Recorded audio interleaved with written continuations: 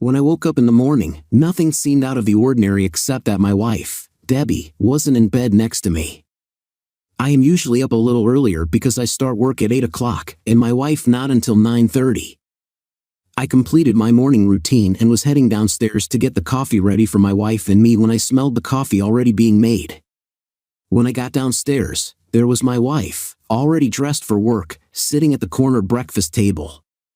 She smiled at me, and we said our good mornings.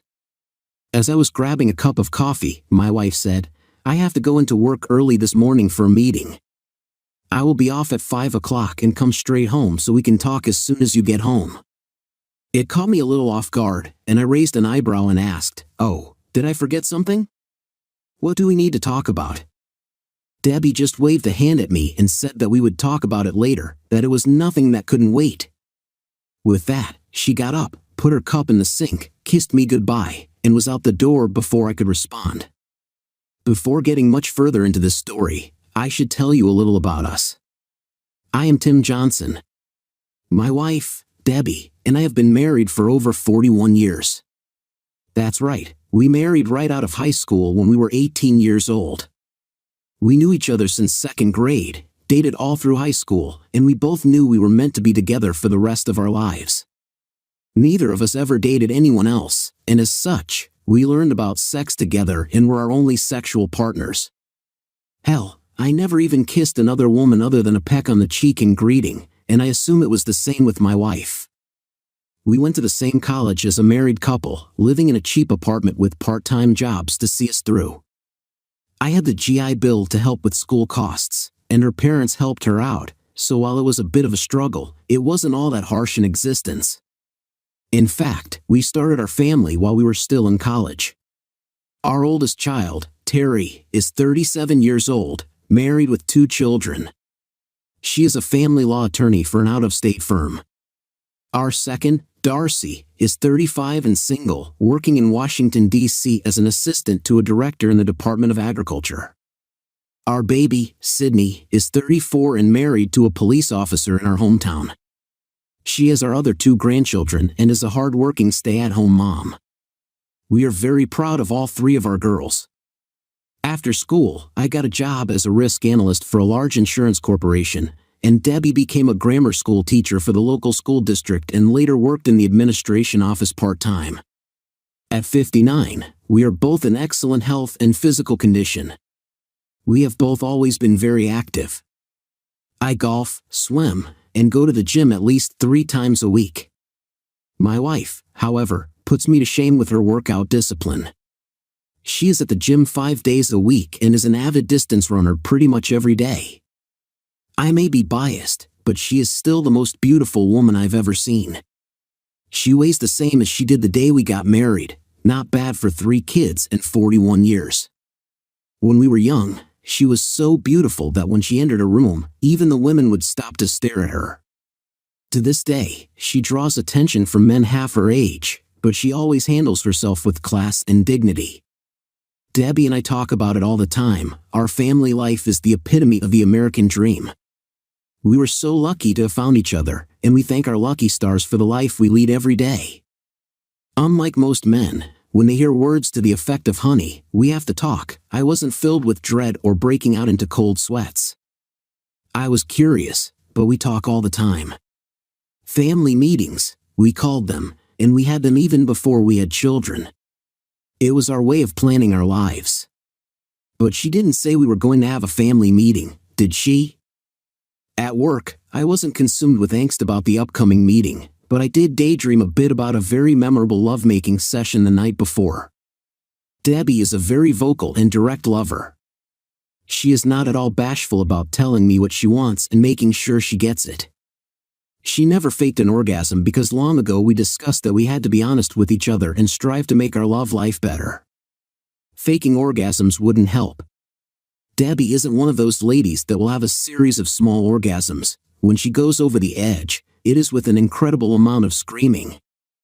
Her whole body quivers as her eyes roll up into her head, and sometimes she even passes out for a few seconds. She doesn't even want to be touched for a few minutes because her whole body is so sensitive. It is amazing to watch and be a part of. She tells me all the time that she would never cheat on me because it would take too long to train a new lover. After 41 years of marriage, we still make love 2 to 3 times a week. Another thing she tells me often, as she did last night, is that while my meat may not work like it did when I was 25, my lips, tongue, and fingers are magic and working better than ever. All in all, we enjoy a very satisfying love life well into our middle age. As my curiosity was aroused, I left work a little early and headed home. I wanted to get home before Debbie so I could change, get comfortable with a glass of my favorite single malt scotch, and find out what our talk was about. My curiosity started to turn to worry when I pulled into the garage and saw that my wife's 7-year-old Camry was already there. My worry deepened when I saw her sitting at the table with a glass of wine in her hand and my scotch already poured and placed at my seat. She looked very distraught as she was continually rubbing her knee with her free hand. This was a nervous habit of hers ever since I knew her. I asked if I could go change before we started. She replied, "No, I want to do this right now. Please sit down." I didn't argue. As I was sitting down, I was convinced she was going to tell me that she was sick. I felt my chest getting tight and was having difficulty breathing normally. I looked into her eyes and saw, well, I don't know what I saw, but I knew I had never seen that look in her eyes or that facial expression before. She seemed nervous, and her voice was breaking as she spoke in a very low, deliberate manner. "Tim, there is something I've been thinking about for quite a while, and I need to get this out without interruption. Please let me finish before you speak so that I can make you understand how important this is to me." As she continued, she seemed to gain a little more confidence. "And I need you to not lose your temper and turn this into a childish yelling match. Can you do that for me, please?" I nodded my head slowly without speaking. Well, at least she wasn't going to tell me that she was sick, but I suspected it was going to be much worse, and I was right. "Honey, you know that I love you more than life itself. I have loved only you since grade school. There has never been anyone else in my lifetime." My chest was hurting more, my breathing becoming more difficult, and an aching pain began in my shoulder as she continued. "You and I are going to spend our old age together, bouncing our great-grandchildren on our knees. We are going to travel the world together, but there is something that I have to do." The pain in my shoulder was now shooting down my left arm, and I was getting dizzy. I couldn't catch my breath. "Tim, pay attention. This is very important." I just nodded and thought, this couldn't be happening to me. "Well, I have been thinking for months about this, and there is something I have to do before I am too old." The room started spinning, and it felt like someone was standing on my chest. "I am going to date other men to see what I have been missing all these years. It won't last forever, maybe 6 months, and I will be back to being your loving wife, proving to you every day how deep my love for you is." I started to say something, but nothing would come out of my mouth. Then everything went black. Light was creeping in from the darkness, trying to break through the haze. I was trying to open my eyes, but my eyelids must have weighed 5 pounds each. I struggled mightily to get them open and finally accomplished the task. Where was I? What were those beeping noises? How come I couldn't move? My throat was very sore. What is my name? I must be in the hospital. What happened to me? All these thoughts were rushing through my head when I remembered that I was Tim Johnson, and I was in a hospital because my wife tried to kill me. Why did she try to kill me? My brain was working a little better. I was at the kitchen table. She was talking. Then I remembered the conversation. It wasn't really a conversation. It was her telling me something, telling me that she was going to kill me. As the fog in my brain cleared, I noticed a nurse standing at my bedside, looking down at me and smiling. "Welcome back, Mr. Johnson. My name is Nurse Smith. You are in Mercy Hospital because you had a very serious heart attack a few days ago. It is called the Widowmaker, and you are lucky to be alive." Funny, I didn't feel lucky. It's 3 a.m., and the doctor will be by later this morning to explain in more detail about your condition. I tried to talk, but nothing came out because my throat was so sore and dry. "Don't try to talk, Mr. Johnson. You had a ventilator in your throat, so it will take a couple of days to heal itself. I was thinking more clearly now and made a writing motion with my hand. Nurse Smith handed me a pad of paper and a pen. I wrote in big, bold print, "No visitors." She responded, "Oh no, you have had lots of visitors. Your wife and daughters have been here." She must have noticed me wince and stopped talking. I wrote furiously, "I don't want any visitors." She seemed startled but asked, "Are you sure?" I just nodded my head. I scribbled another note, "Do not share my medical information with anyone."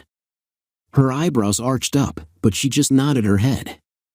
As I was writing another note, I asked, "Is there someone here at the hospital that can help me complete a DNR, do not resuscitate, order?" With that, I am sure I shocked Nurse Smith, but she held her composure. "Your condition isn't nearly that severe," she began, but I interrupted her by tapping furiously on the notepad. "I will pass your wishes onto the day shift."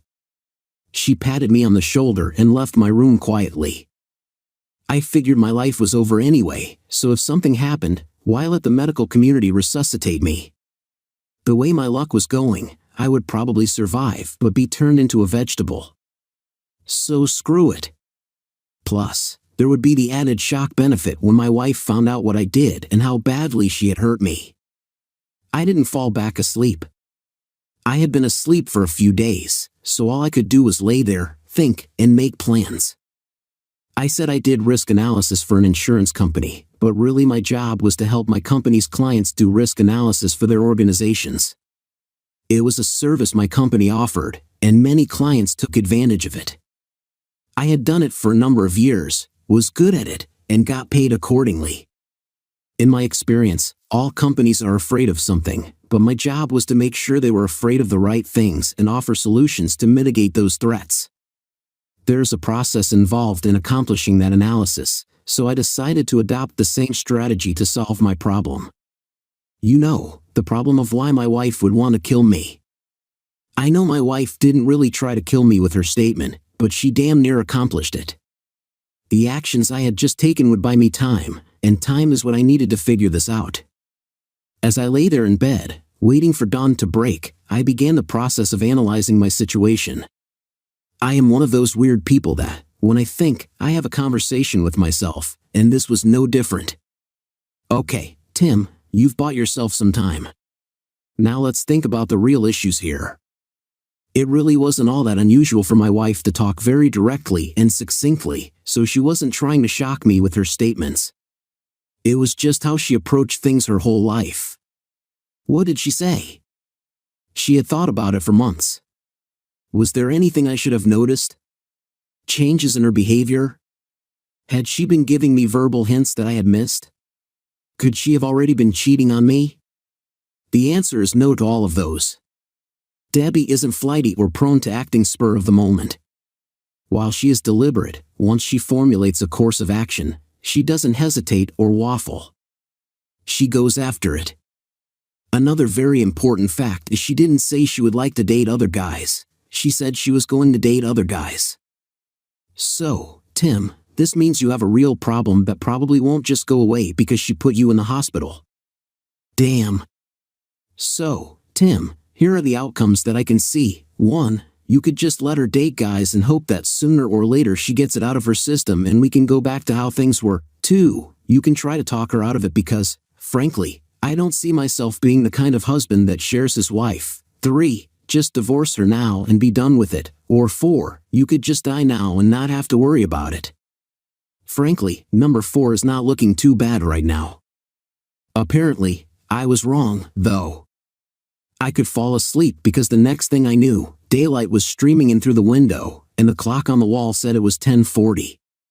Shortly after I awoke, a doctor did come by and explain that a widowmaker heart attack is caused by a complete blockage of the left anterior descending artery of the heart. He said I was very lucky because this type of heart attack has a very low survival rate. If my wife hadn't been with me and called 911 right away, I would have died. Okay, he was the second person to tell me how lucky I was, but I still wasn't feeling it. I asked him if severe stress could cause this type of attack. He said, Well, yes, severe emotional trauma could trigger it, but your heart problem has to have existed for a while. It is caused by a combination of genetics and high cholesterol. Why do you ask? I explained as best I could what had transpired between my wife and me. He commented, "Well, that explains your request for no visitors and the DNR. Mr. Johnson, you will be in here for a few more days, but you are going to need lots of rest and quiet during your recovery period, which will take some time. We were able to put a stent in instead of doing a bypass, so that should shorten your recovery time. I can't help you with your personal problems, but I strongly recommend that you see a counselor to help you with your issues once you're on the road to recovery. Believe it or not, one of the most frequent side effects of a heart attack like this is depression, and it's obvious to me with your relationship issues you will be at high risk." With that, he left the room, no goodbye, nothing. I don't blame him. Doctors don't usually like to get personal with patients. They just give them pills or operate on them and then get out. Then another doctor, who told me she was the hospitalist, came in and went over all the drugs I was going to need for the next year or so. It was a damn pharmacy list. Yep, solution 4 was looking better all the time. Shortly after the hospitalist left, I heard a commotion in the hallway. The commotion was my wife being told that she couldn't see me. After causing quite a scene, she asked about my condition. They actually had to call security and have her forcibly removed when she was told that I specifically said she was not to be told my condition. For the first time since she hit me with her plans, I felt a little better. It's childish, I know, but still, it was a small victory. Apparently, the doctor, after having learned my situation, had ordered a sedative for me. Either that or I was so tired I slept on and off for over 24 hours. When I awoke again, it was the middle of the night, and Nurse Smith was standing at my bedside. "I'm glad to see you awake," she said cheerily. "Can you try speaking a little for me?" I was able to speak, although with a little hoarseness, but at least I could talk. Thank goodness. She asked if we could talk, and I nodded my head yes, but only if she called me Tim. She laughed and said that was fine and to please call her Beth. She started out by saying she had been updated on my situation and understood more about why I had set up the no-visitor policy but was still concerned about the DNR request. I told her to forget the DNR, I didn't really want to die, and I knew that sooner or later I would have to talk with my wife, but I certainly didn't want to do that until I had recovered sufficiently. Beth then told me that she understood, but that she had to kick my wife and all 3 girls off the ward shortly before I woke up. She told me what I already knew, that I would have to talk with my wife at some point, but given the circumstance, maybe I could talk with my daughters. At this point, it struck me, how much, if anything, did my daughters know about what their mother had said to me? The girls were very close to their mother, and it could be that they knew in advance what she was going to say. Probably not, but Debbie was especially close to Darcy. Even though she was in Washington, D.C., they talked just about every day on the phone, so maybe Darcy was aware. Maybe Debbie had told the girls the truth after what happened to me. At any rate, I agreed with Beth that I should talk to the girls, especially because the older ones had traveled a great distance to be near me. Beth said that she would contact them and have them return to speak with me, but only one at a time. I told her in no uncertain terms, though, that I wasn't going to talk with my wife, and she understood. I thought it interesting that the girls were back outside my room within 5 minutes.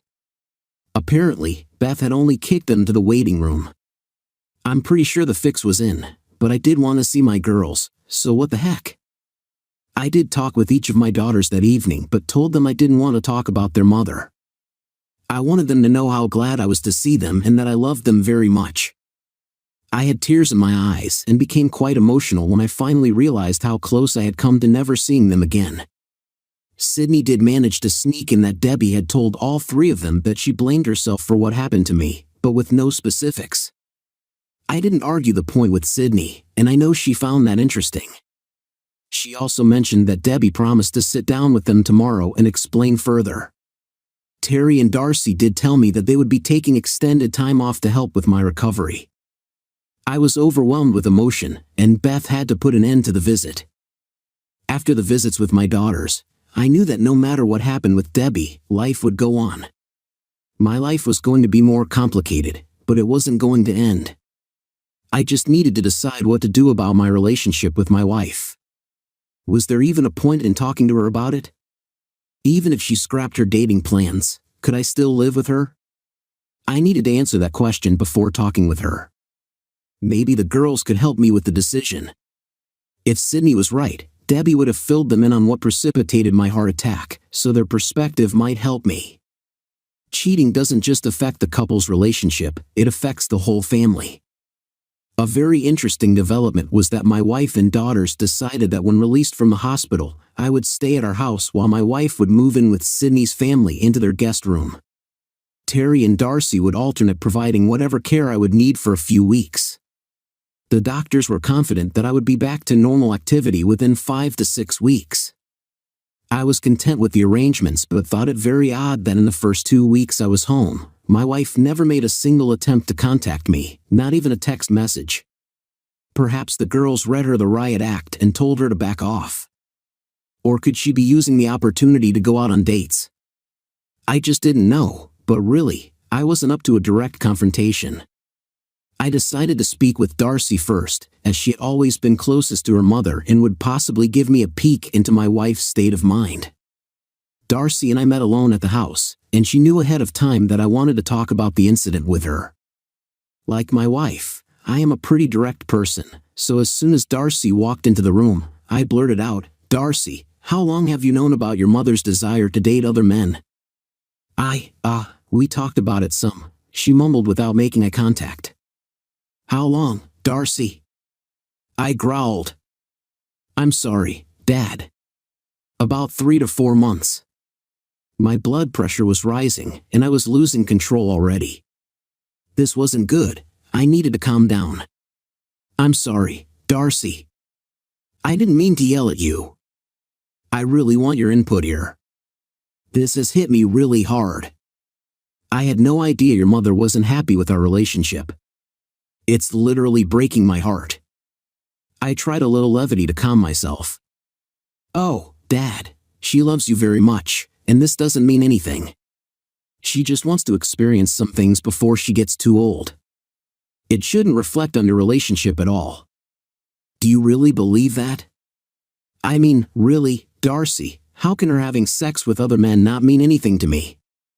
"I'm flabbergasted that you can say that. So your opinion is that I should allow her to have sex with other men so she can experience more in her life, then return to me as if nothing has happened?" "Well, maybe not as if nothing has happened, but your love for her should be strong enough to get past this. She has devoted her entire life to you, to all of us, and she just wants this for herself. Really, Dad, you're 59 years old, and you have probably slowed down some. It's normal that Mom wants to experience younger men. It's a natural thing for a woman to want to experience." Now there was a shocker. I figured Debbie didn't want to date old men, but hearing that from my daughter really hit home. It was all about sex. While I may have slowed down, I thought I still did pretty good, but I guess I was wrong. Shouldn't her love for me be strong enough that she shouldn't have to date other men to be fulfilled? And what if I have slowed down? That's a reason for her to cheat on me? Don't be silly, Dad. It wouldn't be cheating if you knew about it. That's why she tried to talk to you about it. We went around and around for another 5 to 10 minutes but really didn't get anywhere. Darcy's opinion was very clear on the subject. I had to end this conversation before I exploded. In an almost childlike voice, Darcy asked, "What are you going to do, Dad?" "I don't know, Darcy. I just don't know. But there isn't any way I can live with your mom sleeping with other men. I am just not made that way." I knew full well that Debbie would know the particulars of our conversation in short order. We hugged and said our goodbyes. I thought to myself that I hoped Darcy never married or at least disclosed her beliefs up front to her fiancé. My conversation with Terry was about the exact opposite. She came into the room all charged up and spat out, "I can't believe that old hag is doing this to us." "Whoa," I said with my hand up near her face. "That's your mother you're talking about, and she isn't doing it to us, she is doing it to me." "Get real, Dad. When someone in the family cheats, it affects us all. So yes, she's cheating on her family. Whoa there. You said she is not that she is going to cheat. You really are clueless, aren't you, Dad? She has been going out with men since you were in the hospital. I think she was doing it before you had your heart attack. I don't think she has slept with any of them yet, but she is definitely auditioning them. I suspected that my relationship with Darcy was pretty much over after that revelation. I wouldn't be surprised if she was setting up dates for Debbie. It was odd. I kept waiting for another heart attack or at least a stroke, but it didn't happen. I felt only sadness because, at that point, I knew my marriage was over. The truth was, I wasn't really surprised Debbie did it. She was always headstrong. But why did she call the paramedics when I had the heart attack? It didn't make any sense unless, in her own bizarre fashion, I guess she did at least like me. All I could do was shake my head. I again wondered if there was really any reason to sit down and talk with her. Terry and I talked for a while longer, mostly about divorce laws in our state. It really wasn't that complicated. In a no-fault state, it was pretty much a 50-50 split of all assets. Terry did say I might want to look into a legal separation if I wasn't sure about divorcing Debbie. I told her I would look into it but didn't think it mattered, really. Terry also told me that while my wife couldn't stop a divorce, she could really drag it out. That caught my attention, and I decided to seek legal advice as soon as possible. Terry said she would send me some recommendations for lawyers the next day. My conversation with Sydney was pretty much me trying to console her, as she couldn't stop crying. Her focus was for me to let Debbie come home. I reminded her that I didn't send her away, she could come home anytime she wanted. The house was as much hers as mine. I did ask her a couple of pointed questions. Sydney, has your mother been going out on dates since my hospital stay? While I already knew the answer, I wanted confirmation. Sydney just nodded her head and kept on crying. How often, Sid? Through her tears, she choked out, just about every night, Dad. I tried talking to her about it. I told her she was cheating on you, and she said she wasn't because she wasn't sleeping with any of them. Besides, she had told you what she was going to do. All I could do was shake my head in disbelief. Before Sydney left, I called her mother and told her that I was feeling better and that she could certainly return to her home anytime she wanted. I emphasized, though, that I thought she should do it soon because Sydney was going to have a nervous breakdown if she didn't leave her house. I hung up the phone while she was saying something, but I didn't really care what she had to say. I was prepared for our meeting. Sydney had told me my wife would be home at 1 p.m. the next day, so I had spent the rest of the day preparing my notes. When you go into battle, it is essential to have a good plan, thoroughly vetted and practiced. I was ready for combat. Of course, the other part of that is that when the first shot is fired, the plan goes out the window. That is just what happened to me when Debbie came home for our meeting. She didn't just walk in the front door, she stormed through it and screamed, "Where are you?" Her eyes were already wide as she saw me sitting at the table with my notes spread neatly before me. Without waiting for any comment from me, breathing fire, she continued her tirade, "There is not going to be any damn divorce." As I previously mentioned, my wife was a school teacher, and history was her favorite subject. She was particularly knowledgeable about the American Civil War period. It was obvious to me that she had employed Colonel Joshua Lawrence Chamberlain of the U.S. 20th Maine Strategy at Little Round Top on the second day of the Battle of Gettysburg. Circumstances had placed Chamberlain's 20th Maine on the extreme left flank of the Union Army, and it was the only regiment standing between Lee's Confederate Army and Washington, D.C. The fighting was fierce, and Chamberlain's men were exhausted and nearly out of ammunition. Their casualties were extremely high, and all seemed lost. Then Chamberlain, a rather nondescript college professor of rhetoric and civilian life, did the one thing no one anticipated. He ordered what troops he had remaining to charge. They did, and essentially, the Union was saved. Well, that is exactly what my wife did to me. She charged when she should have been on the defensive, and I was completely overwhelmed. The next thing I knew, I was on our bed, lying on my back naked, and Debbie was riding me with her hands on my chest, still screaming something barely intelligible about there being no divorce and that we loved each other and would be together forever. My thought was that she was trying to finish the job she started weeks ago when she gave me my heart attack. Much later, after having completely wrung me out, she began to get dressed and said she would be back tomorrow with her stuff from Sydney's house and that we would get on with our lives. As she was walking out the door of our bedroom, I quietly said, "Debbie, thank you for calling the paramedics." She nodded and, in an exasperated tone, said, "It's because I love you, dummy, and we are going to spend the rest of our lives together. Now get some rest because we have to make up for lost time." She headed out the door.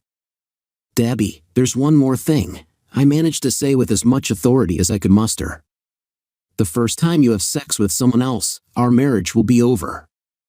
In a huff, she spat out, "That'll be the day." Apparently, she was a bit of a John aficionado. For a month or two, our lives did return to normal, although it was a new normal because she was still going out. We never said one more word to each other about my threat of divorce. She never really told me that she was going on a date, but once or twice a week, she just said she was going out and would be home late. On these nights, she would usually get home sometime around midnight. She never smelled of sex, although she sometimes looked a bit disheveled. She would shower, get into bed, and then proceed to resume her efforts to kill me with sex. I just went with it and figured if I had to die, this was a great way to go.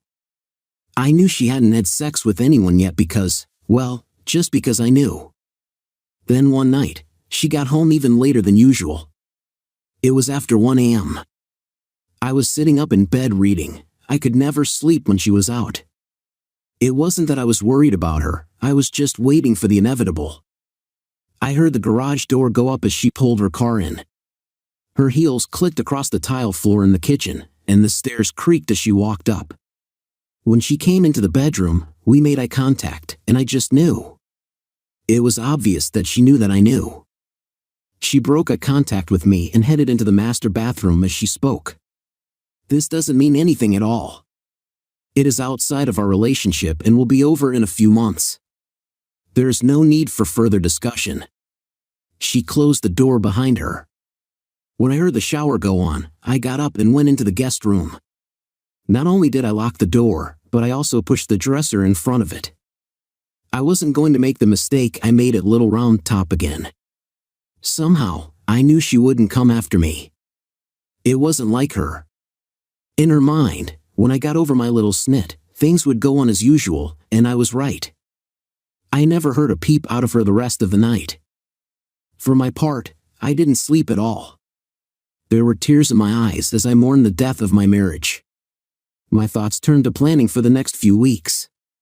We were more like roommates than a married couple. We were polite with each other but simply did our day-to-day chores and duties. I knew she went out a few more times, but I didn't know what she did. I had completely moved into the guest room and was usually asleep when she got home. Yes, I really was asleep. I found that as my plans advanced, I became more relaxed and confident that I had chosen the right path. I never went through a hand-wringing, woe is me period, wondering what I could have done better. I didn't chastise myself for not being a more attentive husband. I refused to apologize or accept responsibility for not being aware of every emotion my wife might be experiencing. In my mind, a marriage is a covenant. She broke the contract, not me. She never discussed any issues or disappointments with me, she just told me what she was going to do. The funny thing is, though, that part of me understood why she wanted to experience more. It's a natural human emotion. She just never gave us a chance to figure out alternatives. She had made a unilateral decision that effectively finished us. End of story. I also understood why she made her decision unilaterally. In the Western world, almost 100% of marriages are in some respects female-dominated. Ours was no exception. I suppose if I could find any fault in this mess, it's that I was too accommodating. But there was nothing in our 50-plus years of being together that should have sent the message to her that I would accept her behavior. I let her make most decisions about our domestic life because it made her happy, and it was more important to her.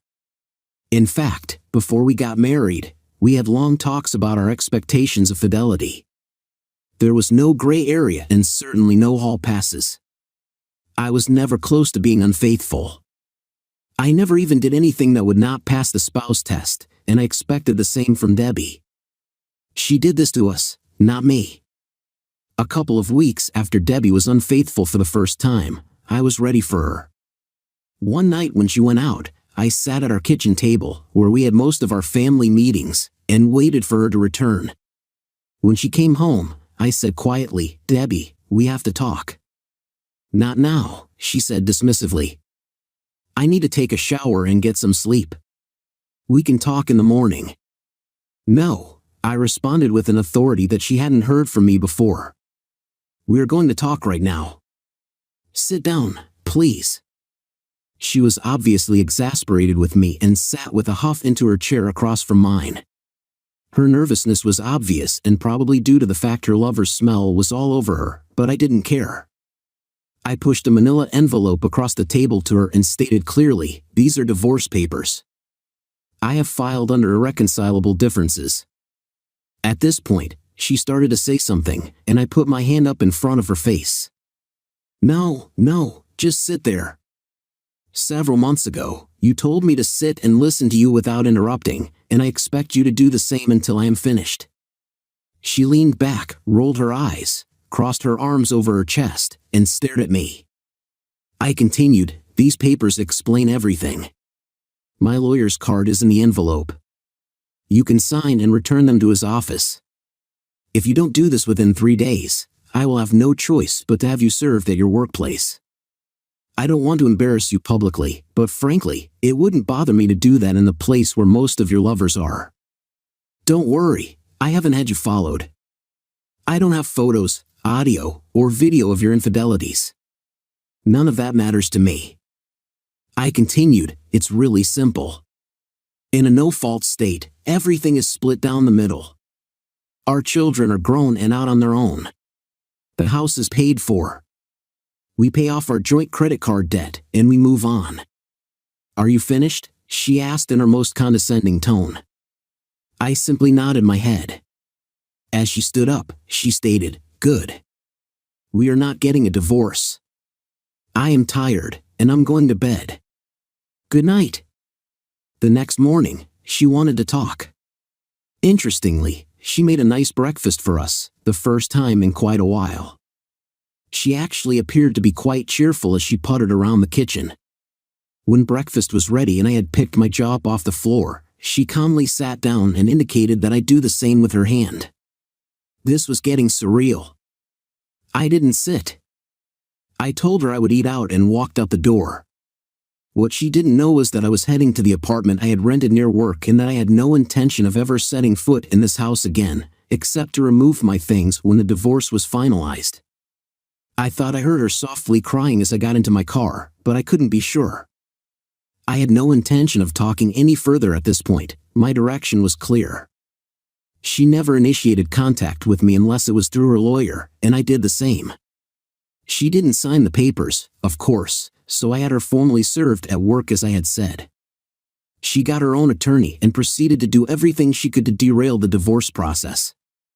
No amount of pleading from me or our daughters made any impact on her actions, but in the end, there was nothing she could do to stop the divorce. So, 6 months later, we were finally sitting in family court with our respective lawyers. Honestly, I wasn't really paying attention to much of what was being said. I just wanted it to be over. My lawyer had told me that this was the only formal proceeding I had to be present for, and I was grateful. But when the judge addressed my wife directly, I sat up and focused my attention. "Mrs. Johnson, why do you not want me to grant this divorce petition as it is written? It all seems a fair disposition of assets." My wife replied as she stood to address the judge, dressed like she was going to church. "Your Honor, several months ago, I made a terrible decision that ruined our 41-year marriage. At the time, I was going through menopause and not thinking clearly. I was feeling old and unattractive. Some younger men at work had been flirting with me and showering me with praise and attention. I, sadly and ridiculously, thought that my husband would understand and let me have a few months of harmless flings. I was dumbfounded as she continued. He knew I was seeing other men for many months, so I assumed he was okay with it. I know now that I was wrong. I stopped seeing anyone when he hit me with divorce papers. In fact, I have been seeing a therapist several times a week, and she has helped me see how wrong what I was doing was. I know I can't stop him if he insists on getting divorced, but I was hoping that you could order couples counseling for us to try to put our marriage back together. We have been together for over 50 years, and it seems to me that the least my husband could do was agree to go through therapy together before giving up on our marriage. As Debbie was sitting down, she looked over at me with a sly smirk on her face. I thought for sure the judge was going to ask Debbie to marry him. He was so enamored with her speech. This wasn't good at all. I looked pleadingly at my attorney for him to do something. When I heard the judge addressing me, Mr. Johnson, are you paying attention? I asked you what you thought about what your wife said. She has made some very compelling arguments. Surely your 50-year relationship is worth trying to salvage? Oh, I said to myself, this can't be happening to me. My wife could hardly contain her glee. My attorney was doodling something on his notepad. It looked like he was drawing a big Phillips head screw. I am so screwed, I thought. But then I had an epiphany. I was in combat again, and the first shot had been fired. I responded, Your Honor, may I have a moment to absorb what my wife has said? She really has given me pause to think. I would like to talk with my attorney for a moment. The judge responded quite good-naturedly, Of course. I think that is wise. Everyone in the courtroom thought they were witnessing a real hallmark moment. I quickly turned to my attorney, who by now had finished his Phillips head screw. What happens if I withdraw my divorce petition right now? Can he still order counseling? My Clarence Darrow-like lawyer turned and stated, No, he can't. The court no longer has any jurisdiction in the matter. One more question, Clarence. That's not important right now, he interrupted. What happens if I just disappear? My wife would have to serve me in order to get a divorce, right? Yes, but it isn't really that simple. She could have a divorce granted for abandonment after 1 year, he replied. Only if my luck changes, I said wistfully and with a heavy sigh. There isn't a law that says I have to live with my wife, is there? My mind was really racing now. No, there isn't, he said in a lawyerly fashion. Then the light bulb went on in his head, and he asked, Will I still get paid? Of course. Of course.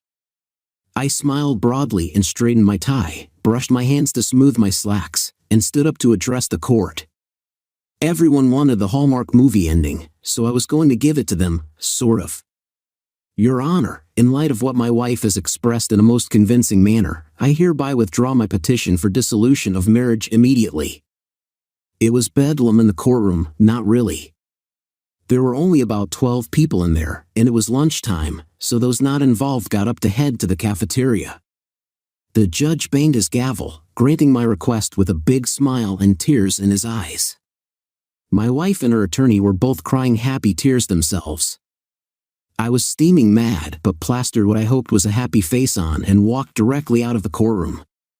I reached my car with my wife hot on my heels, blabbering something about us being happy, blah blah blah. I started the car and left her standing in the parking lot, wondering what just happened. As I pulled out of the parking lot, I threw my phone into the bushes and drove straight to work. When I got to HR, tired, I realized that I could draw on my 401k because I was 59 and a half years old. I couldn't get Social Security for a few more years, but with my 401k and our other assets, I knew I could make this work. From work, I went to our bank. I did all those things people do when they get divorced right away. Our house was paid for and worth almost $1 million. Everything else we had was about equal to that value, so I was going to take it all and put it into my name only and quit-claim the house to Debbie. My family didn't know where I lived and had only been reaching me through work or my phone, so I had time to finish what I was going to do unimpeded. 2 weeks later, after having set up this meeting with Debbie, I pulled up to her house, technically my wife's house now, I guess, in my brand new 38-foot Georgetown Class A motorhome. My new Jeep Wrangler 4x4 was hooked to the tow bar behind it and ready to go. I knocked on the door and heard Debbie approaching from inside. All 3 of our daughters were there too because I had given them a heads up to be there.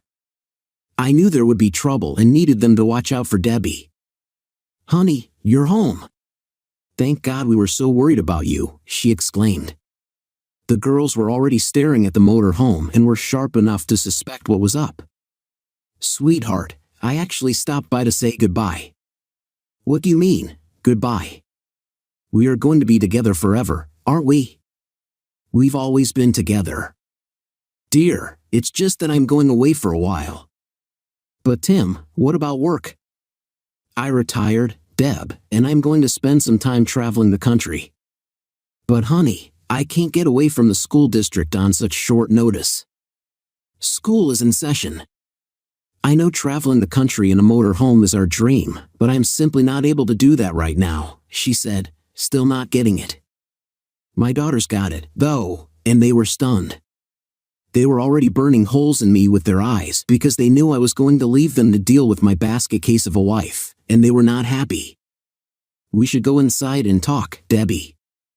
There's a lot I want to say to you, and I will give you a chance to talk also." We all filed into the kitchen and sat around the table. It made me choke up thinking about all the family meetings we had held at this table. The thought that this would be the last one was almost too much for me to bear.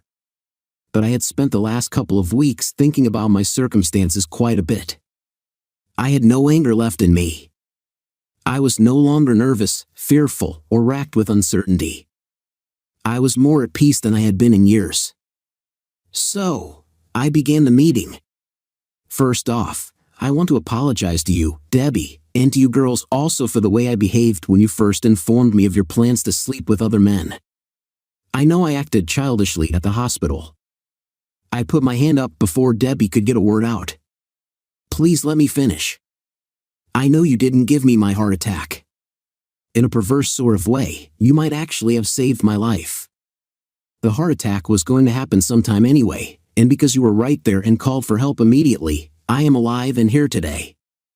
The medical people have assured me of that, so thank you." That really threw her for a loop. "I've done a lot of thinking since our court hearing and realized something, Debbie. Neither you nor I have ever been on our own. We have been together since elementary school. I think I understand now what your feelings were when you told me what you were going to do. I was focused on the sexual part of your desire when I think you were really saying that you wanted to be alone. You wanted to stand up and take control of your life. Then I realized that I was in the same position as you. Our whole lives, all our plans were done together, and now I want to experience life alone too. I believe that we both need to be apart so we can find out who we are as individuals." At this point, I let her speak because there would have been no stopping her anyhow. "But I don't want to be alone. I am never going to give you a divorce. We will be together for the rest of our lives. I messed up so bad when I said those things to you." How she managed to say those things through her tears and sniffles, I don't know. She looked like she was going to start hyperventilating. The girls, though teary-eyed, stayed remarkably calm and quiet throughout. "Deb, I accept that you will never give me a divorce, and I no longer want a divorce. It is irrelevant to me. But we are not going to live together any longer. I need to find out who I am outside of us." I slid the quitclaim deed across the table to her. "I am giving you the house and have taken most of our other assets. It pretty much comes out to a 50-50 split." The girls were openly crying now because they understood. "Tim, sweetheart, don't do this. I can make it up to you. I know you can forgive me, given time. I haven't been with anyone in months. My therapist made me realize how foolish I've been. Please, don't do this. You said you were coming back. I already have forgiven you, Deb. I might be back someday. I release you from our wedding vows. I want you to experience everything in life you desire without any guilt. I just can't be here while you do. But how will I reach you if I need to talk with you? You can't abandon me like this. It isn't fair." She had her head in her arms on the table, sobbing hysterically, unable to speak further. I turned to my daughters. "Ladies, I am sorry it has to be this way. I will love you always, and please take care of your mother for me. If you need to reach me, you can email me. I don't have a phone or a mailing address, as I don't plan on being in any one place for very long." They were all hysterical now as I got up and walked out the door. I got into my motor home, drove away without looking back, and headed off for my new life alone. You seem fixated on the beautiful woman in the striking little black dress, flirting with that very handsome and polished-looking young man by the fireplace. She always looks good, but tonight she looks like a perfect blend of goddess and sensuality. She bought the black Dolce & Gabbana satin bustier cocktail dress just for this occasion, along with the Manolo Blahnik navy satin 90mm pumps adorning her feet, making her almost 6 feet tall. Her Victoria's Secret lingerie and stocking set, and Tiffany glittering diamond earrings, completed her look. It took her over 3 hours and several $1,000s to achieve this perfection. That's my wife, Jill. We've been married for over 25 years, and yes, she is very beautiful. I would guess, though, that she is 15 to 20 years older than him. She deflected my question by saying, "I thought so. I saw you two coming together. I'm surprised you don't seem angry at her for being so flirty. You don't seem like one of those guys who gets turned on by it either. Are you?" "No, but honestly, I'm not sure how I feel," I replied. I turned and looked at this woman. I'm not sure how to describe her. She wasn't beautiful, but rather more handsome, if you can say that about a woman. However, she is obviously very bright and definitely exudes sex and class from every pore of her being. Several women at the charity function looked similar to her. My immediate thought was that she might be a doctor or lawyer. I told her, "If I'm being honest, it does excite me a little, I guess, but you're wrong about the anger part. Right now, anger is at the top of my list, but I'm also slightly jealous and frightened too. As you can see, my emotions are all over the place. It's like all of them are taking little jabs at me simultaneously, and I can't process them effectively. It's very disconcerting, to say the least. It's been going on now for about 20 minutes. I'm trying to decide whether or not I should go over there and break it up." I turned back to stare at my wife and the gentleman, who now had his arm around her hip and was gently caressing the small of her back. She seemed not to notice and was obviously enthralled with whatever he was whispering in her ear. If I didn't know better and was seeing them for the first time, I would easily think they had been lovers for years. Every move, each touch seemed natural and well-patterned. On the other hand, I want her to have a good time. She's earned it. She has had a rough go of it for a while now. She lost both her parents and her only sibling in the last year. Work has been very difficult for her. She is the CFO for a tech company that has been trying to recover from some very bad business decisions. They have gone through several rounds of layoffs, and the stress on her has been tremendous. But with her help, they have started to turn the corner. In order to handle all of her stress, she has been on a rigorous diet and exercise program for over a year now. "You seem very proud of her," the woman observed. I sighed gently and turned back to this curious woman. "I am. It hasn't been easy for her. Tonight is sort of a coming out of the darkness party for her." He was fondling the silver heart-shaped pendant hanging from my wife's neck. It was the only item, including her matching lingerie, that wasn't specifically purchased for this evening. It was a locket with our pictures inside that I gave her on our first anniversary, all those many years ago. It wasn't much, but we didn't have much then. She told me she loved it, and 24 years later, even though she could afford much better, she still wore it every chance she got. I told her she didn't need to wear it tonight, but she said it was worth more to her than the rest of her outfit and she wouldn't dream of not wearing it. They were both discussing it, obviously intrigued by the locket as he turned it over, fanning great interest in its simple design. He would let the back of his hand gently caress her breasts over her gown. She responded indifferently, as if this were the most normal thing in the world. It ratcheted up my anxiety level a great deal, though. While continuing to gaze at the two lovers, I asked the woman politely, "I'm sorry, I didn't get your name." When I received no immediate response, I pivoted to look at her and saw that she was so mesmerized by what was occurring between the man and my wife that she apparently hadn't heard me. I took a moment to glance around the great room. It seemed no one but this woman, and I had taken any notice of the couple that was the center of our attention. I quietly inquired about her name again as I leaned in close to her ear. As the party progressed and alcohol continued to flow freely, the noise level had increased considerably. She seemed startled, broke her eye contact with them, and turned to me. "I'm sorry, I guess I was engrossed with the couple. My name is Tony, Dr. Tony Adams." She grasped my hand and made a formal show of shaking it before returning to stare at them. "Jim Michaels, do you know the gentleman obviously trying to seduce my wife?" I queried, without breaking eye contact with them. "Are you certain it is he who is doing the seducing?" she asked with a wry smile as we both watched my wife drape her arm over the front of his shoulder, her elbow and forearm resting on his chest, as they clinked their crystal champagne glasses together in a toast. "No, I've never seen him before." "He is quite a handsome man, though, don't you think?" she replied. We continued our conversation while never breaking eye contact with the couple, who were now leaning into each other in a very relaxed and familiar manner. Anyone who noticed them would definitely believe they had been a couple for some time. "Yes, I suppose he is," I said, becoming very anxious and trying desperately to maintain a calm exterior. I'm not sure how successful I was. I was trying, in a practiced manner, to speak calmly and in a quiet voice, as was my habit in stressful situations. It was a trait that had served me well in my profession over the years. Most people under increasing stress tend to raise their voices, make threats, or babble incoherent, incomplete, repetitive sentences. I found it advantageous to do the opposite. It tends to embarrass and confuse those in an irrational state. Of course, that was in a business environment, and this was something entirely different. We stood silently side by side, watching them for a few more minutes. There was no way we could turn away. It was too provocative.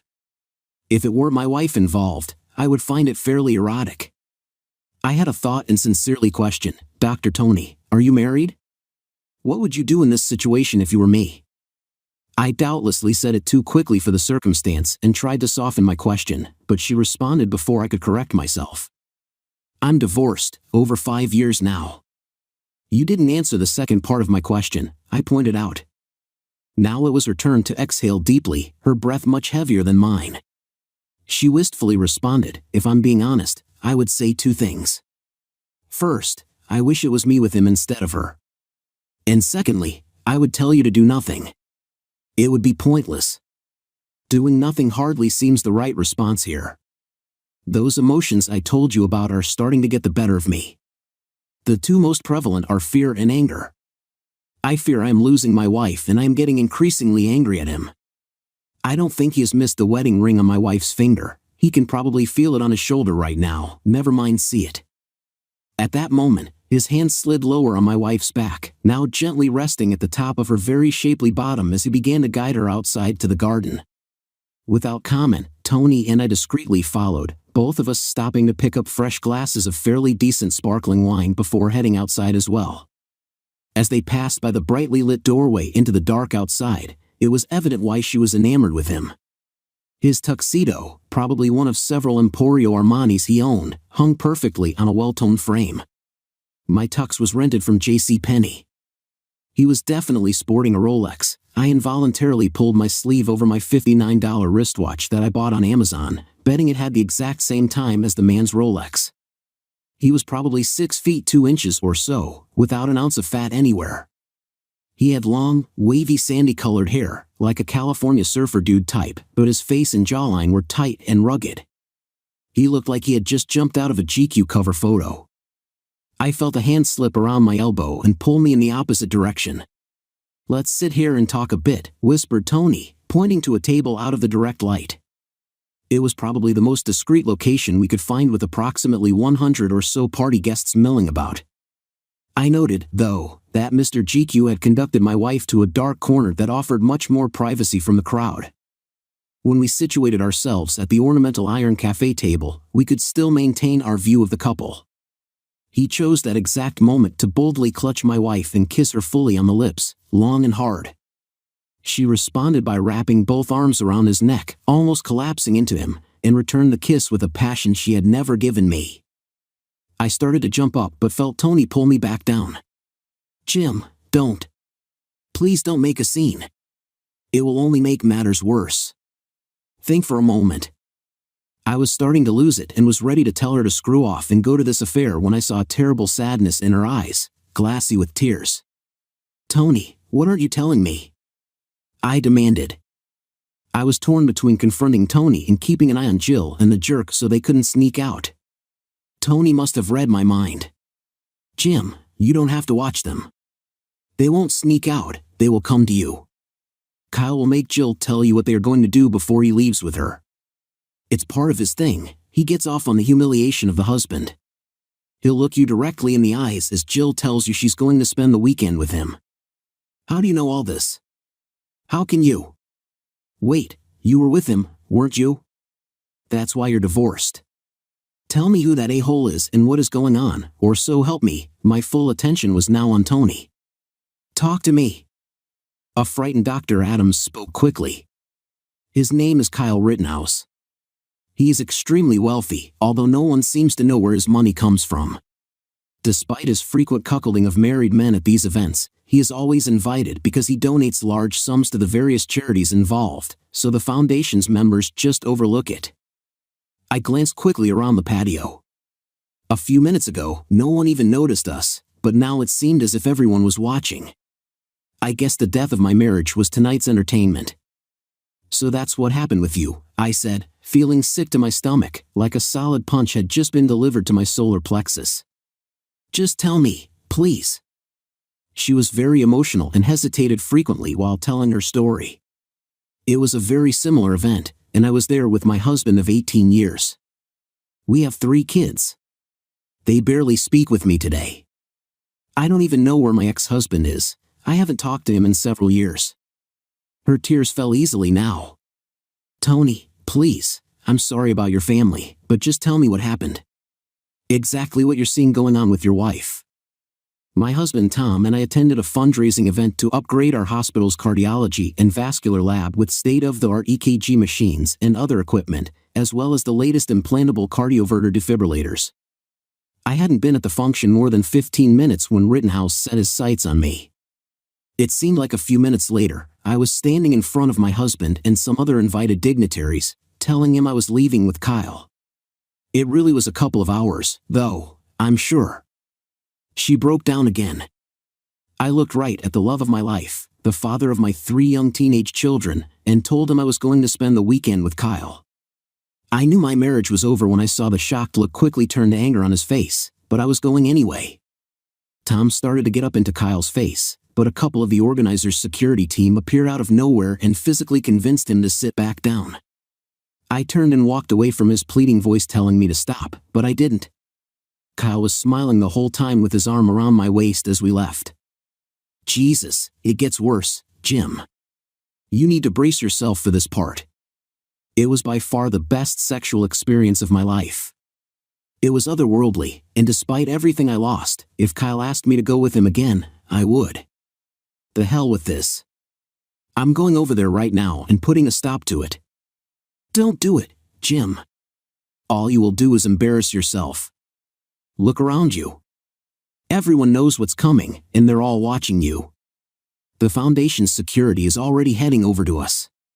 Besides, Kyle and your wife are coming our direction anyway. She's going to go with him no matter what you do or say." I looked behind me, and sure enough, Kyle had his arm around my wife's waist, his hand guiding her as he smirked at me. He never changed his expression or broke eye contact. My wife at least had the decency to look away when she saw my disposition. In that instant, I knew 2 things. First, my marriage was over, no matter what happened in the next 5 minutes, we were done, and secondly, I wasn't going to play the helpless victim and be the evening's floor show. I wasn't going to give them the satisfaction. I turned back to Tony before they arrived, only to be greeted with the look of a woman who clearly was in lust with Rittenhouse. If he asked her, she would probably have sex with him on the table right now. Damn it. All of a sudden, A large cocktail party that had been very boisterous 30 seconds ago got deathly quiet as I started to try to engage Tony in conversation. From behind me came, "Jim, honey, I want you to meet someone." Her voice was cracking as she said it. I guess a 25-year marriage is stressful. I didn't even turn around. I ignored her completely. I asked, to shock Dr. Adams, to tell me about her children. Her mouth dropped open. She tried to recover and speak but only emitted a couple of squeaks. Much louder this time, "Jim, I want you to meet someone." This time, with surprise and embarrassment in her voice, she still looked at Dr. Adams, waiting for a response. I continued to disregard them both. Then Rittenhouse interrupted, "Excuse me, Mr. Michaels. You really need to listen to what your wife has to say," his voice laden with mockery. I didn't react to him and repeated my question to Tony. "I really want to hear about your children." Not only was the room silent, but everyone seemed frozen in their places. Tony was regaining her composure, but before she could speak, we were disrupted again. "Jim, please turn around and look at me," my wife implored. I couldn't decide if she was exasperated or aggravated. I turned slowly and glanced at them both.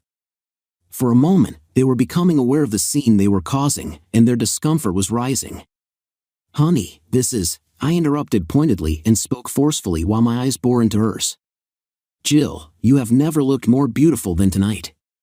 You are truly a vision." Her face lit up, and she began to smile and speak, but I cut her off. "Goodbye, Jill." I turned back to Tony. "You were saying?" People were beginning to titter and laugh nervously at the unfolding standoff. I could sense the two lovebirds' embarrassment growing. Tony started to speak about her 3 children in a light manner, which caused even more reaction from the gathered crowd. Then Rittenhouse made an almost fatal mistake. He put his hand on my shoulder and tried to pull me in his direction. Tony knew instantly what was going to happen. Trying to avoid disaster, she asked loudly, "Kyle, why don't you go home with me instead of her? You won't be sorry." Kyle removed his hand from my shoulder and asked politely, "Do we know each other, madam?" At that moment, I saw an expression of utter dejection on Tony's face. She had sacrificed her family and dignity for someone who didn't even remember her. I can't recall seeing someone in so much pain. What she had done was finally hitting home, and life was seeping out of her rapidly, like air from a punctured balloon. There was something else that flitted across her face. I became genuinely concerned for her welfare. It was time to end the circus. I turned back to Jill and Rittenhouse. "I'm sorry. I didn't realize you were still here. You may go now." I waved them away with my hand. I always wanted to use Val Kilmer's line from Tombstone, "It only took the end of my marriage to do it." I vaguely heard my wife say, "We'll talk when I get home Sunday night." They turned and left without further comment, but it was obvious that Mr. Rittenhouse was not a happy man. His perfectly structured cheekbones were beet red with embarrassment. It wasn't much, but it was a small victory. Looking around the patio, I could see that the attendees were disappointed there wasn't more of a show. Sorry to disappoint. Maybe next time, folks, I thought to myself. The 2 beefy security guys gave short laughs as they turned and walked away. Tony, having somewhat recovered, offered, "She thinks he will get past this." No, she couldn't possibly. She has to know she just ended our marriage and is going with him anyway. You were right about everything. I felt melancholy. "Thank you for trying, but I have to know, did you do that for me or for you?" "Neither," Tony replied. "I tried to do it for your wife. I have lived for the past 5 years with the emotional turmoil and pain she is going to experience." Something was already dead inside Dr. Adams, and it shook me to my core. "Dr. Adams, I know what you're thinking right now. Please don't do it. It isn't worth it." "What are you talking about?" I asked. "Jim, don't play games with me. Look me in the eyes and tell me you aren't thinking about harming yourself." Funny, my thoughts weren't with my wife or our marriage, but I was deeply troubled that Dr. Adams was possibly going to end her misery tonight. She couldn't look at me, she just dropped her head and wept. "All right, Doc, you have 3 choices. You and I can sit here all night and talk. We can go to a 24-hour coffee shop and speak there, or I can take you home. What's it going to be? She gave a little snort. You aren't that great a conversationalist. You may as well just take me home. Still quick with a sharp response, even in the face of all this, I was starting to like Dr. Adams. We drove the 35 minutes to her apartment in silence, each of us lost in our own thoughts. I kept looking over at her and, even in the darkness, could tell she was having bad thoughts. Most people who commit suicide don't want to die any more than anyone else. They just come to accept that there is nothing else to live for, and their desire to stop their pain is stronger than their fear of death. Dr. Adams, like most medical professionals, had little fear of death anyway. They saw it every day. Doctors and nurses understand that no matter how much physical or mental pain someone is in at the moment of death, you can observe the agonizing scars of age, disease, and pain disappear, and the deceased would have an indescribable look of peace. All the age lines and crevices of ache and suffering disappear, their eyes, long dulled by aging, are alive and bright, and for a moment, they look young again.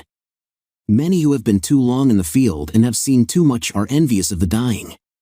Of course, it only lasts a moment before the physiological process of death takes over, but it is the last moment that one remembers. For medical personnel and others, such as military and first responders, it must sometimes seem tempting. I had lost my wife, but I wasn't going to lose Dr. Tony Adams. The irony wasn't lost on me. When we arrived at her apartment, I escorted her to the door, took her keys from her, unlocked it, and followed her inside.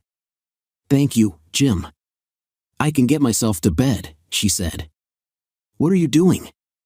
I asked as I took off my jacket and tie, followed by kicking off my shoes. I'm not leaving you alone tonight. I will sleep here on the couch, but I'm not going to leave you until I know you're going to be okay. You're too important. Don't even think about arguing. I plopped myself down on the couch and watched her. She just stared back at me for a few moments, then without a word, turned and walked into her bedroom. I looked around the apartment. It was pretty stark for a woman's home. There was not a single family photo or memory to be seen anywhere. Not a good sign. 5 minutes later, she came back out, wrapped in a fluffy blue and white robe. She went to the kitchenette and poured us a couple of glasses from a previously opened bottle of red wine. She came into the living room and sat down on the couch next to me. She once again had tears in her eyes, but they were of a different kind, tears of gratitude. Okay, Jim, let's talk. Sometimes it doesn't take much more than caring to save someone's life. 5 years later, today was the 5th anniversary of my divorce being finalized, and coincidentally, it was my first grandchild Jonathan's 2nd birthday. Today would be the first time Jill and I had been in the same place at the same time since I filed for divorce. That isn't completely true. We tried to be in the same room once a few months after the final decree, but it didn't go well at all. It was partially my fault. Well, admittedly, it was mostly my fault. I could have taken the high road and been an adult about it, but I was still pretty angry. So when my wife approached me to talk about it in our daughter's graduation reception, I took the low road instead. Hello, Jim. I've missed you, she said. When I interrupted with, hello, Miss Brett.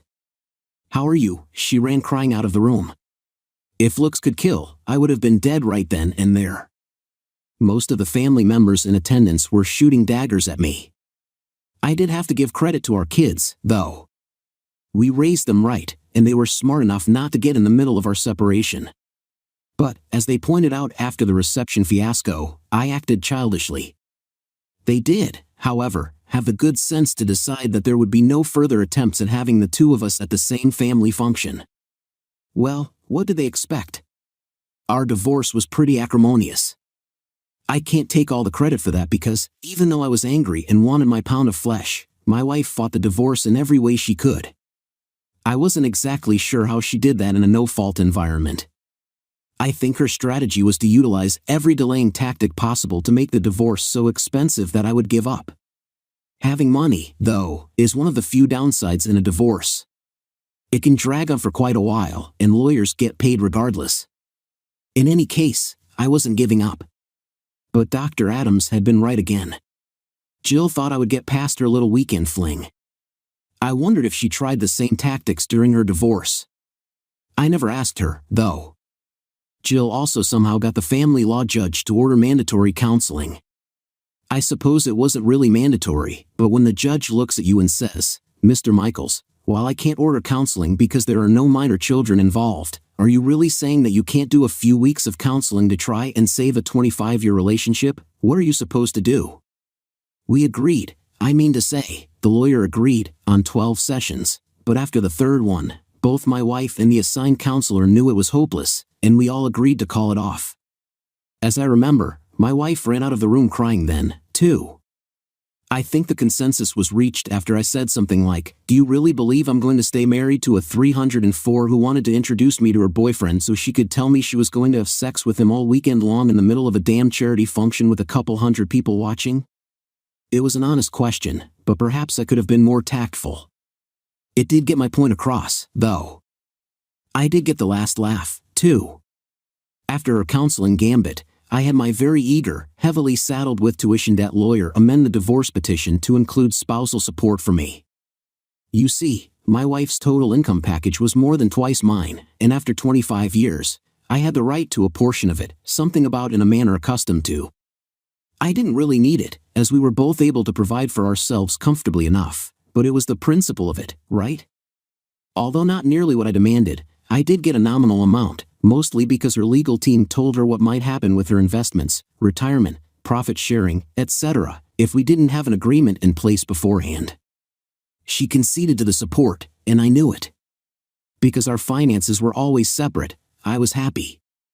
The money I put into a savings account for any future grandchildren was just one thing I was happy about. But the thing I was most pleased with was that, as part of the final decree we had agreed to in the settlement, she was supposed to take back her maiden name as her legal name. I wanted to be completely done with her.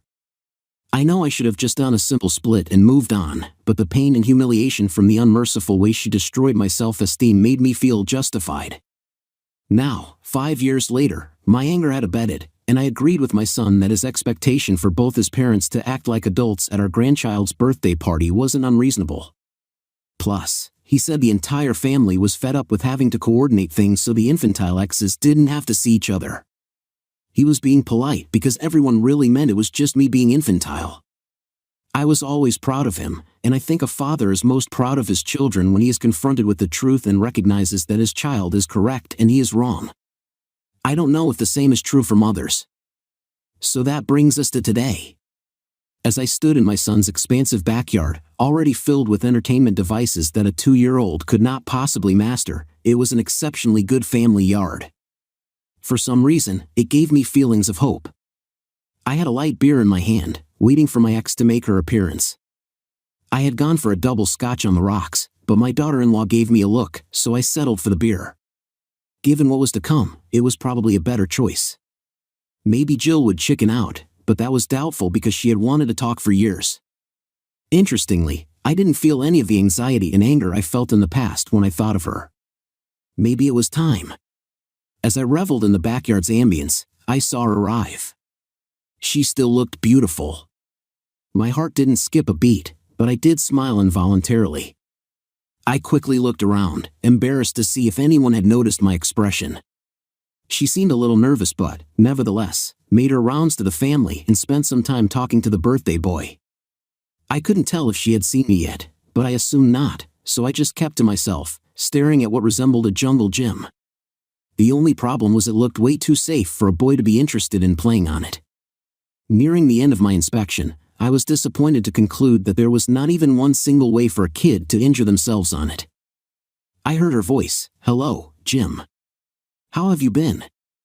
I turned to her. She definitely looked good. I stared at the Manhattan in her hand. It wasn't even in a coupe, but a tall bar glass. They made me get a light beer.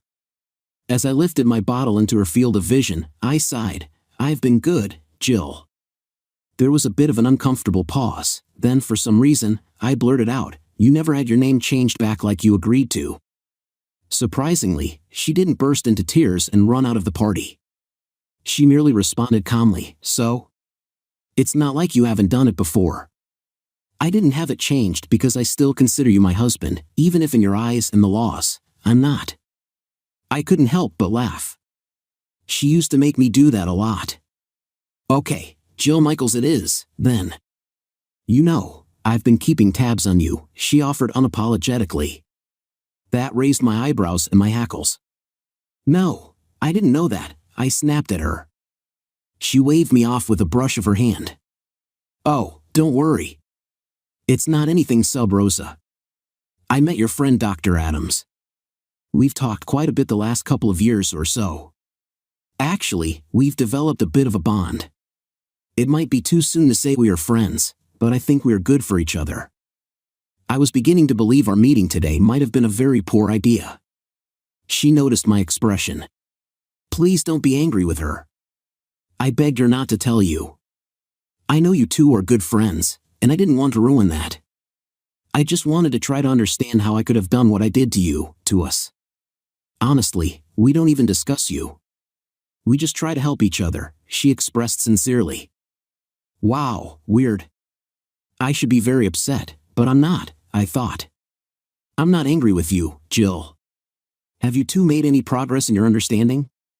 I quizzed, without a trace of rancor. Some, but it is a work in progress. She is quite a woman. She told me that you saved her life. No, I didn't. She saved herself. I just provided the opportunity for her to do so. I couldn't believe I was saying this, but I was truly interested in understanding more about what happened, or more accurately, why. I surprised even myself with how calm I was. Would you like to sit down and talk some? Jill had to choke back her emotions. Yes, Jim, I would very much like to talk about it.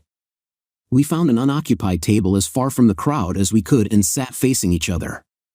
Before we start, Jill, just promise me no matter what, you won't lie to me. We have too much of a history together, and we're too old to play any more games.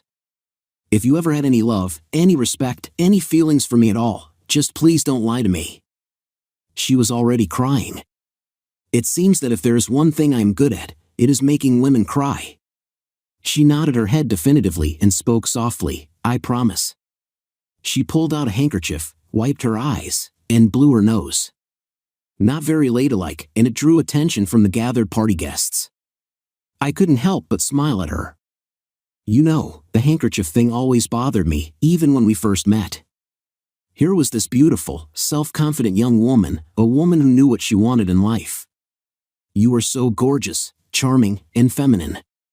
You were always an attention-getter from both sexes.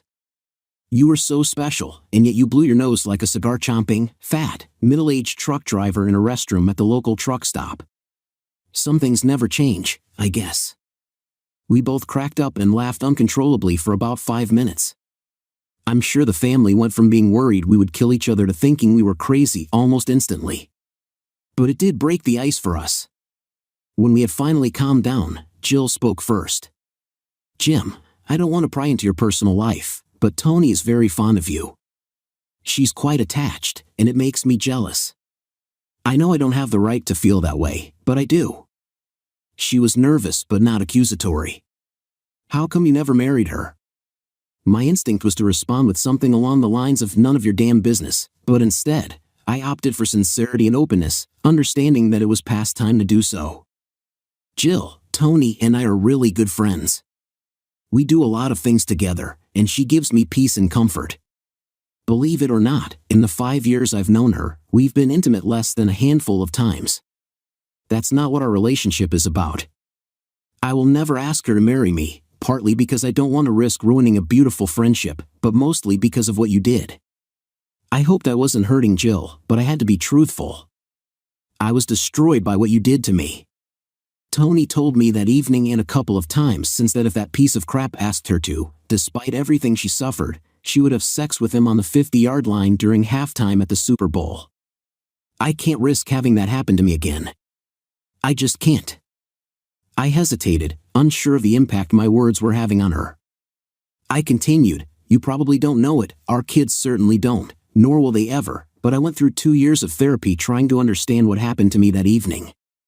I know I reacted calmly and as if I was in control, but in reality, I was devastated. Did Tony tell you how often Loverboy pulled that stunt and the fallout from it? Yes, but Jim, I never fooled myself. Even while I was standing there with him, fallen under his spell, I understood what the reality was. He didn't get me into his bed by telling me lies about finding his soulmate in me. He never said it was our destiny to be together for the rest of our lives and travel the world in luxury. He simply told me that if I spent the weekend with him, he would promise me the best sex of my life. He told me that when I drew my last breath on earth, our weekend together would be foremost on my mind. That's all. And for some reason, even 5 years of therapy haven't provided me an answer for why I agreed to it. Well, was it the best sex of your life? This was a moment of truth. Jill never even hesitated. There would be no more lies, at least from her. Yes, Jim, it was. I know that hurts you, and I'm terribly sorry, but I won't lie to you ever again. The truth of the matter is, nothing can compare to it. And before you ask, I would like to think that if he came for me again, I would say no, but I couldn't promise that to you. In fact, I spent the next several months, after I knew you were gone and not coming back, looking for the deep, sensual emotion I had discovered that weekend. I'm afraid I did some shameful things. Tony, who did the same, called it the search for the endless orgasm. Thank you for being honest. It does hurt, but I think a lie right now would have hurt more. I have another hard question for you. Candidly, Jill, over the years, I have actually come to understand why you might have wanted to go with Rittenhouse. Tony and I have discussed her reasoning, or lack thereof, for her actions. I think I have gotten past that part, and maybe if that is all there was to it, we could have worked our way through it somehow. God, I know. Tony told me about your feelings regarding what was happening earlier at the party. I am so sorry. I put my hand up with the international symbol for stop. What I will never be able to get past, and honestly the reason we will never get back together, is the way you did it. Oh, I understand why he told you to do it that way. He got off on the humiliation factor for the poor sap of a husband. But how could you walk up to your devoted and loving husband of 25 years, the father of your children, the man who celebrated every success with you, the man who held you and wept with you at every failure and pain you ever felt in your adult life, and in a public setting, tell me you were going to take a lover and screw each other's brains out all weekend long, then return to me and expect our life to go on as if nothing of significance had occurred? Now, I was the one close to tears. What possessed you? You couldn't even discreetly come to me alone and talk about it privately. She stood silent and frozen for a full minute. She didn't cry, though. Maybe she didn't have any tears left. I don't know, Jim. I honestly don't know. I could give you all the standard excuses about me being worried about growing old, you neglecting me, hormone imbalances, etc., but none of that was true. That's what is killing me, 5 years later, and I don't know how I could do that to you. He simply told me that was the way we had to do it, that it would be best for everyone, so I did it. When he said it, it just made sense, so that's what I did. I knew I was hurting you, but I honestly thought we could work past it. When he took me home that Sunday night, and yes, he took me home, he was a perfect gentleman. But he ended it by literally flipping a light switch in his suite and told me it was time for him to get me home before I got out of the car in front of our house. He thanked me for a great time, kissed me on the cheek, and it was over and done. That's how I felt too. It was over. When I came home, I honestly thought you would be waiting for me. When I realized you were gone, I actually got angry with you for running out on me. Can you believe that? It's why I fought the divorce so hard. I was going to make you pay. Nice touch on the alimony thing, by the way. I didn't know whether to laugh or cry.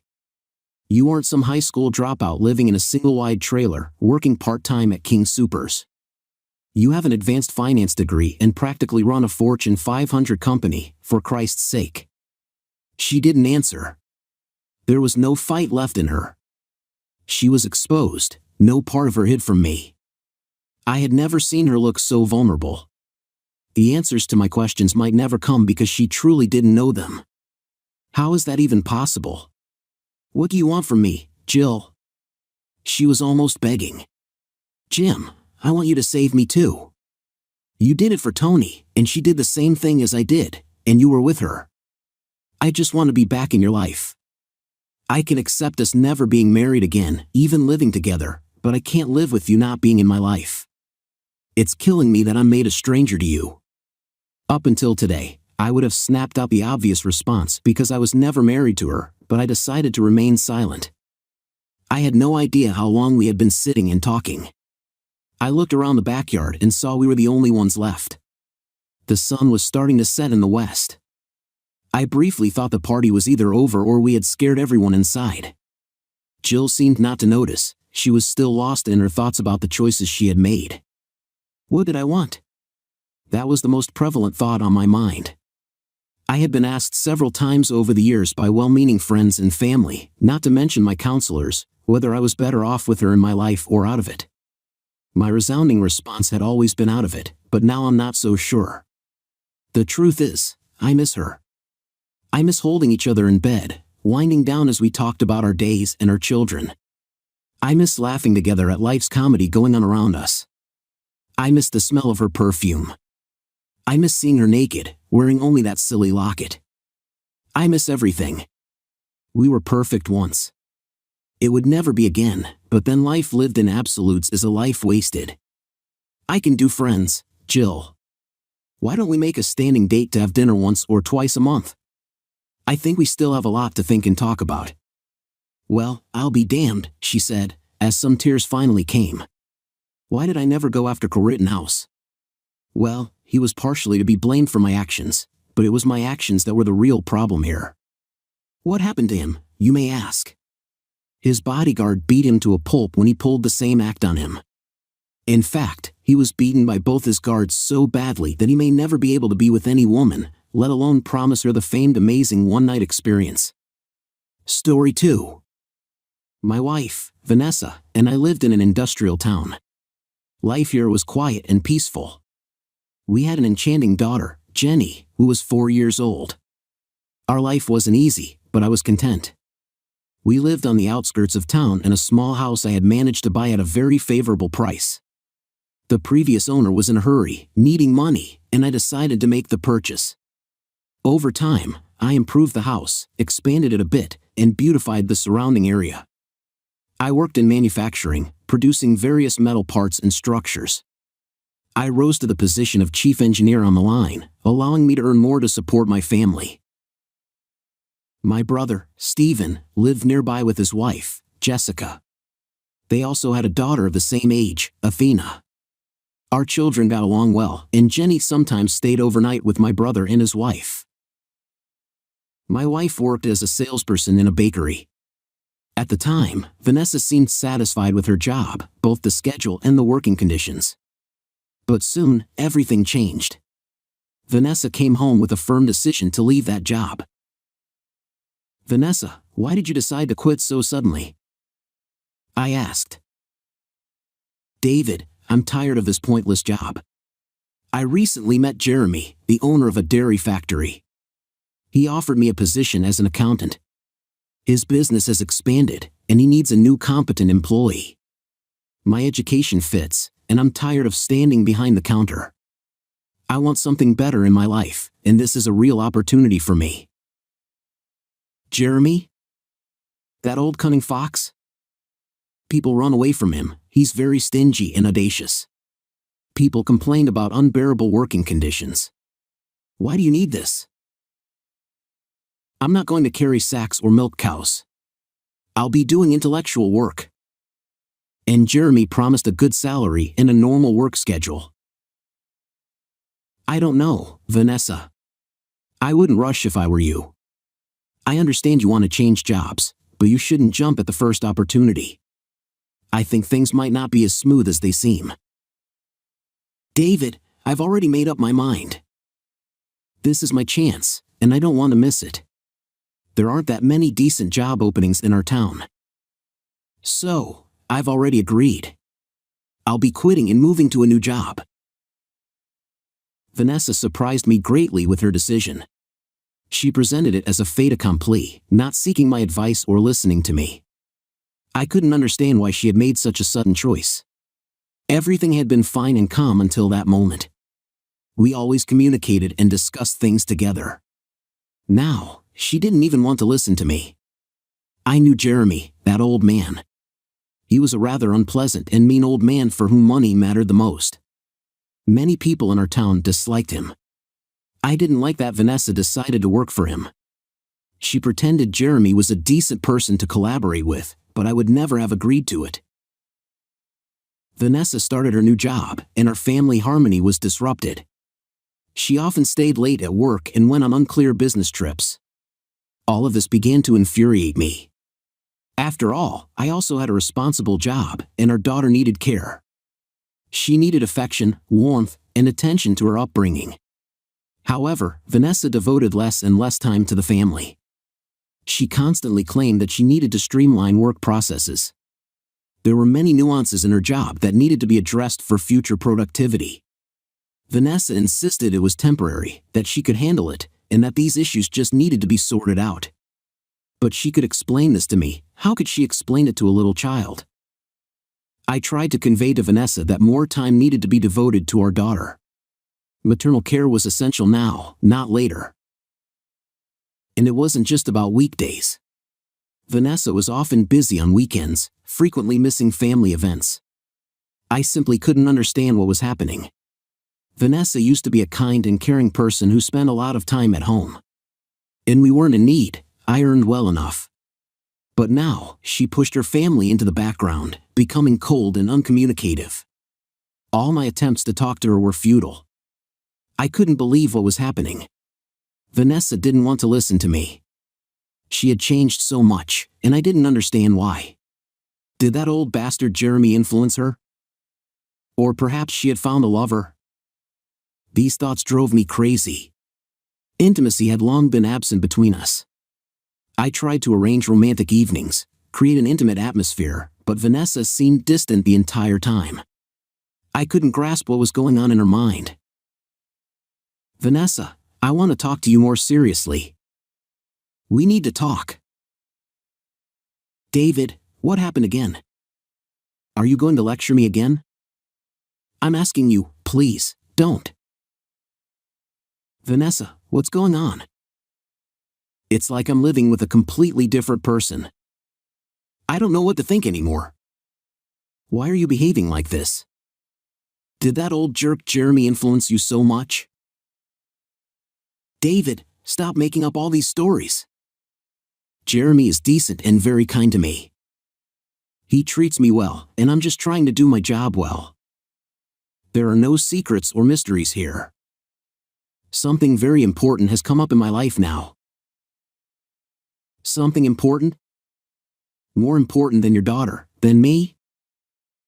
What does that mean? You suddenly became cold and angry. I don't understand what's affecting you. And what's so complicated in your new job that you constantly disappear there? No, David, I love you and our daughter.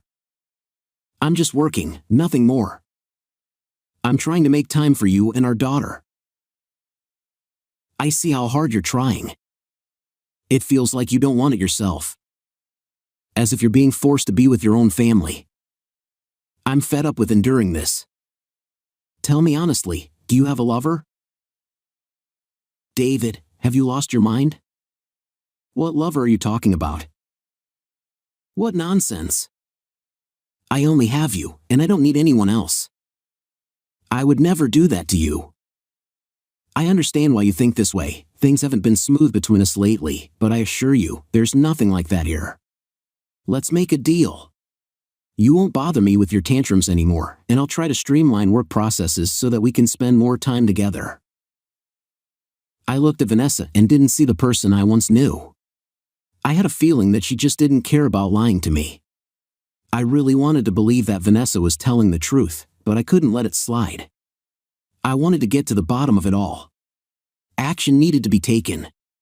But what could I do? Did I really have to follow her? The thought seemed foolish and absurd from the start. After all, I wasn't a detective, and I didn't want to be a paranoid husband who distrusts his wife so much that he's willing to tail her. I explored other options to solve this problem.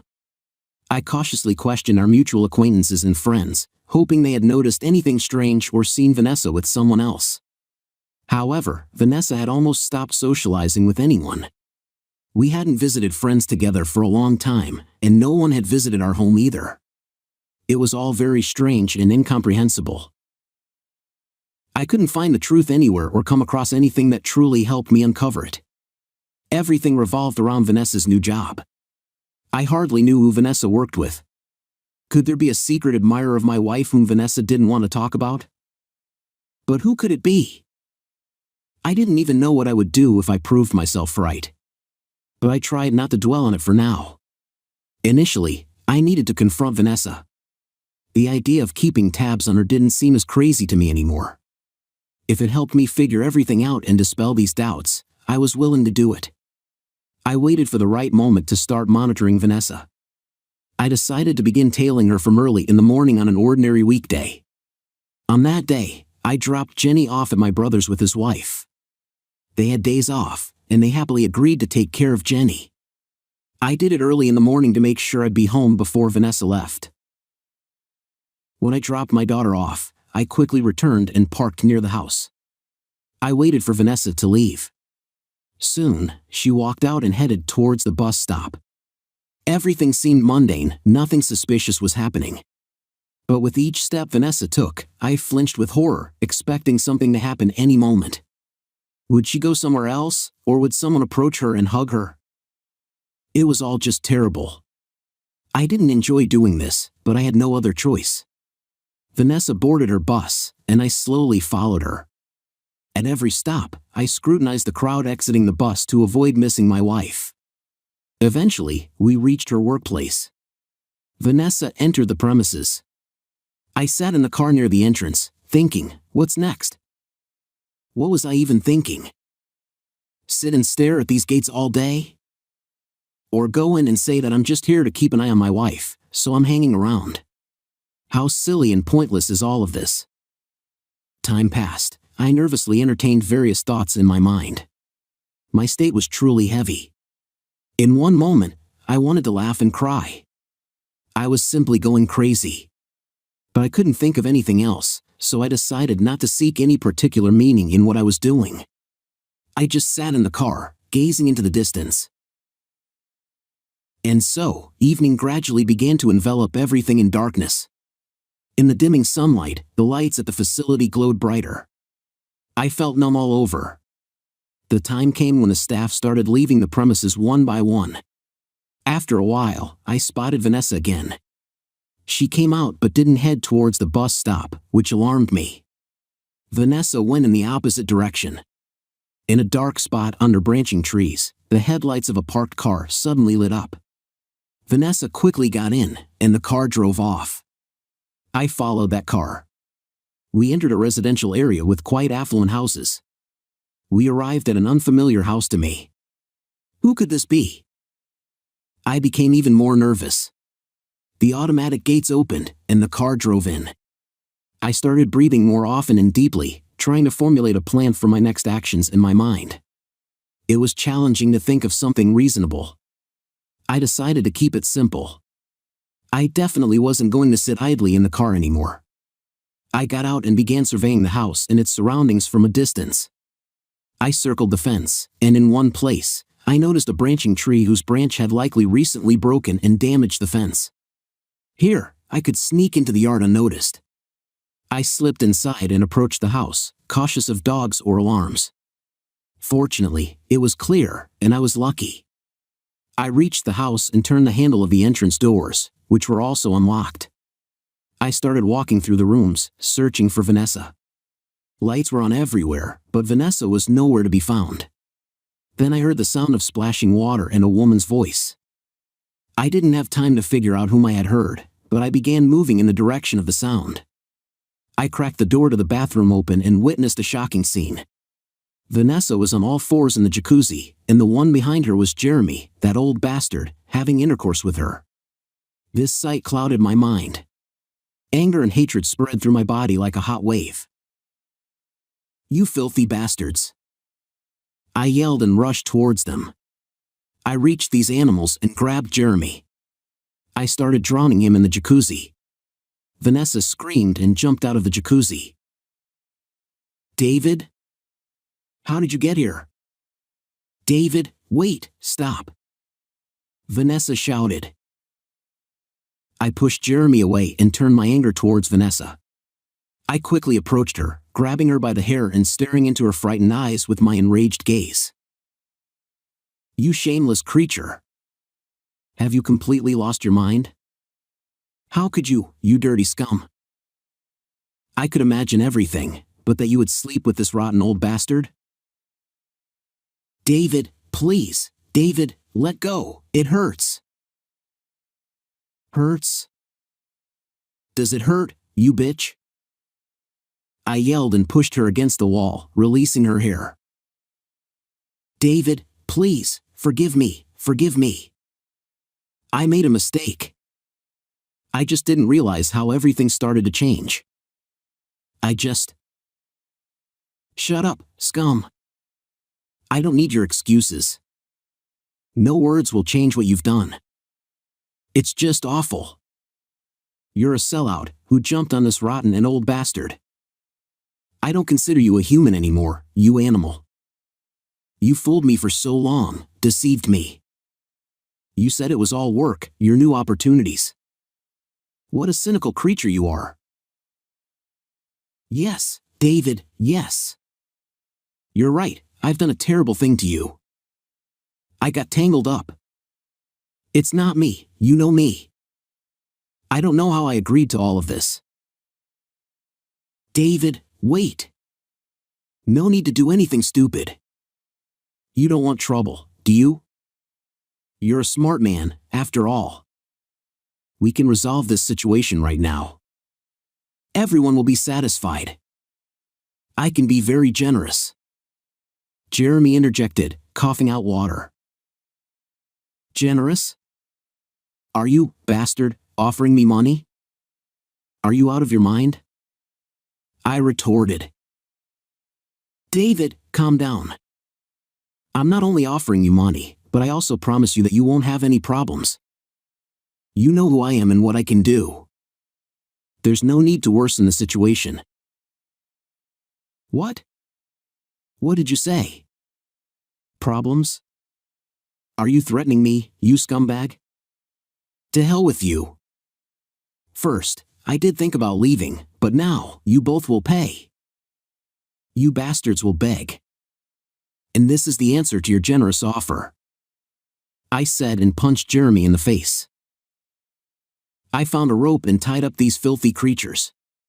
Jeremy was unconscious from the blow, and it was easy to bind the old man. As for my wife, she wriggled and twisted like a real snake, but it was all in vain. After a while, they were already in the car. I found the keys, opened the gates, and pulled the car closer. I threw these bastards onto the back seat and drove towards my production facility. I knew what I would do with them. By this time, there was no one around, and I had access. I easily entered the premises of my own company and dragged these creatures. I tied them to the conveyor. David, what are you thinking, David?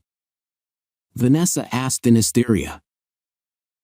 David, stop, please, think about what you're doing. Jeremy regained consciousness. Shut up, you creatures. I don't need your words. Now I'll give you a little tour. You'll ride this line to a big press that will squeeze all the crap out of you. The remnants of your disgusting bodies will fall into bags at the end of the line. This will be the end of your journey. But get ready, it won't be easy to die. I'll set the conveyor to the minimum speed. The press will crush you part by part until it completely flattens you. Have a pleasant trip, you bastards. I said and activated the conveyor. When the conveyor started moving, these bastards whimpered like beaten dogs. They watched in horror as a huge press ahead of them worked, crushing various metal rejected parts lying between them and the press. They screamed, begged, writhed. I had never heard a person cry so desperately. It was no longer a human scream but some kind of beastly sound. In that time, they experienced true horror. And now, their legs were already under the press. The press began to descend slowly. And now, the press began to press their legs. They whimpered even more from the pain. And then, I stopped the conveyor, lifting the press. Now listen to me, filthy pieces of shit. I'll let you go. I won't stoop to your level. But you'll remember this for the rest of your lives. I don't want to see your pathetic, stinking faces anymore. And if you dare to do anything, then I won't be able to stop. I'll just kill you. You'll die, I promise you. And now, get out of here," I said, and released these terrified creatures. Vanessa never dared to step on the threshold of my house again. But that wasn't the end of it. These bastards wanted to destroy me. My action didn't stop them. They decided to seek revenge. Take everything away from me. In the divorce case, Vanessa wanted to claim everything from me. She wanted to take our daughter. I couldn't entrust a child to this greedy creature. For a while, I moved to another place, as now anything could be expected from these scoundrels. But soon, one piece of news changed everything. I learned that these creatures were relaxing at some resort. It was Jeremy's private resort. They were having fun in the sauna, but then something went wrong. The sauna doors got stuck, and the temperature inside kept rising. These bastards couldn't get out. They boiled alive, like crabs in a pot. These creatures didn't listen to me and died a painful death. What was it? I don't know. Fate, divine intervention, or maybe Jeremy crossed paths with someone else with his rotten nature, and someone decided to take revenge cleverly. For me, it didn't matter anymore. Finally, they left me and my daughter alone. That was the main thing. Now, I could try to rebuild my life. About 2 years later, something good finally happened in my life. I met Veronica. I met her when enrolling my daughter in school. She was my daughter's teacher. She immediately caught my eye, but I was afraid to admit it to myself. Veronica noticed that I was struggling, and she began to support and help me gradually and unobtrusively. She brought my daughter to my house, sometimes just visited. And gradually, we became close. And now we lived as a happy family. It helped me forget the unpleasantness of the past and start a new life, brighter and more joyful.